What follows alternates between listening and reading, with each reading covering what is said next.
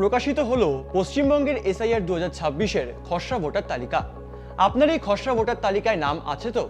www.eci.gov.in লিঙ্কে click করে অথবা অ্যাপ স্টোর বা প্লে স্টোর থেকে ইসিআই নেট অ্যাপ ডাউনলোড করে আপনি দেখতে পারবেন আপনার নাম সেই তালিকায় রয়েছে কিনা। ইতিমধ্যেই হয়তো একাধিক মানুষ দেখেও নিয়েছেন এই তালিকা।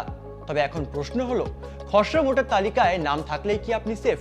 না, তা একেবারেই নয়। খসড়া ভোটার তালিকায় নাম থাকলেও নির্বাচন কমিশনের পক্ষ থেকে আপনাকে ডাকা হতে পারে হিয়ারিংয়ে।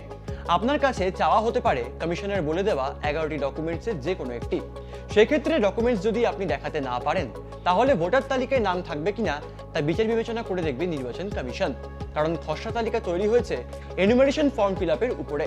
অর্থাৎ 27শে অক্টোবর 2025 অনুযায়ী রাজ্যের ভোটার তালিকায় যাদের নাম রয়েছে তাদের কাছে পৌঁছেছে এনুমারেশন ফর্ম। সেই ফর্ম ফিল আপ করে জমা দেওয়ার পরই উঠেছে খসড়া ভোটার তালিকায় নাম।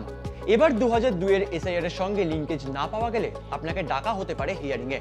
তবে কমিশনের স্পষ্ট বার্তা, হিয়ারিং নিয়ে আতঙ্কিত হওয়ার কিছু নেই।